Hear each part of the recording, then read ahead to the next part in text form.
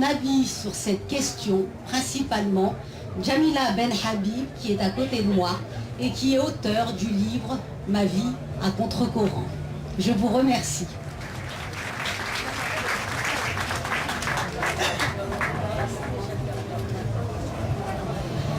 Chers amis, chers camarades, je suis très sincèrement heureuse de me trouver ici parmi vous et je vous remercie d'être venus en très grand nombre, du grand honneur également que vous me faites de m'exprimer pour débattre d'un sujet complexe qui nous tient à cœur, qui est celui de la séparation du politique et du religieux dans les pays arabes et musulmans.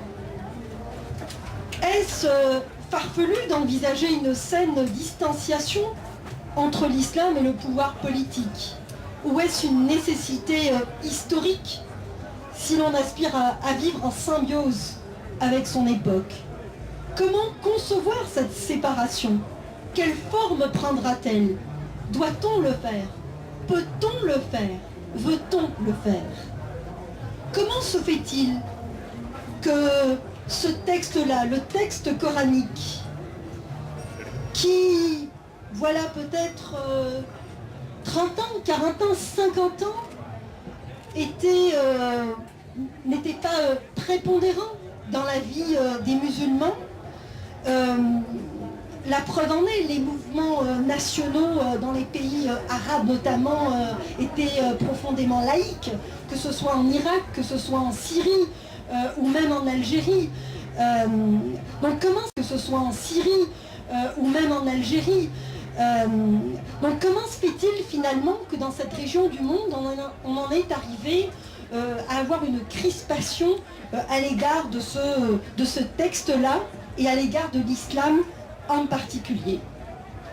Depuis notamment la révolution iranienne de Khomeini.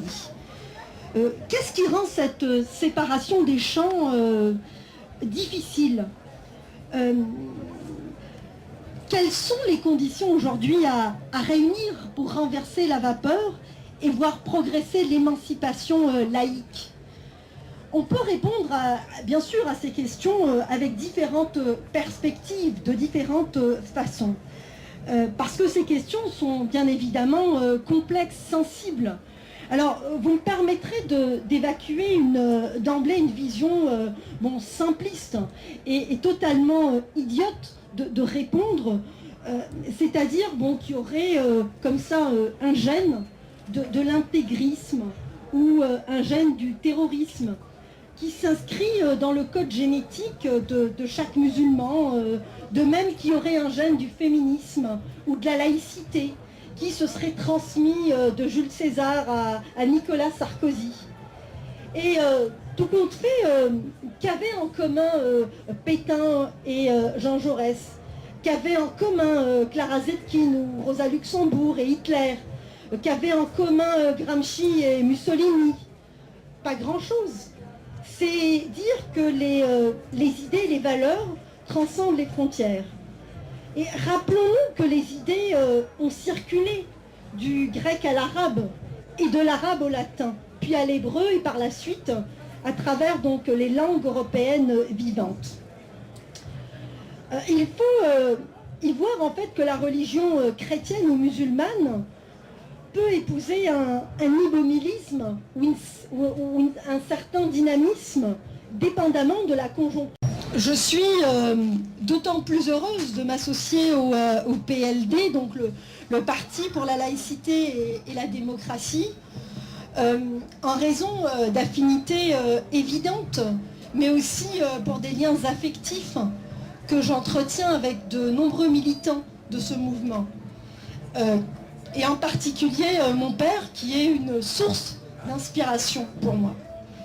Mais au-delà de ces deux considérations importantes, l'Algérie continue d'occuper une place prépondérante dans mes réflexions, même si je n'y vis plus depuis une quinzaine d'années maintenant.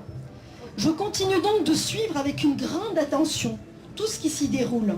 C'est donc avec beaucoup d'intérêt que j'ai accueilli la naissance de votre mouvement, le PLD. Non pas que je sois insensible au processus douloureux qui a mené à cette transformation. Mais j'estime que dans la vie comme en politique, il y a des moments où les ruptures sont absolument nécessaires si l'on veut réellement donner un sens à son engagement et faire avancer la société. Il faut savoir regarder les problèmes qui se manifestent en face. Cela nécessite bien sûr du courage et à vrai dire un grand courage. Ce n'est pas rien. C'est tout. Ça s'appelle résister.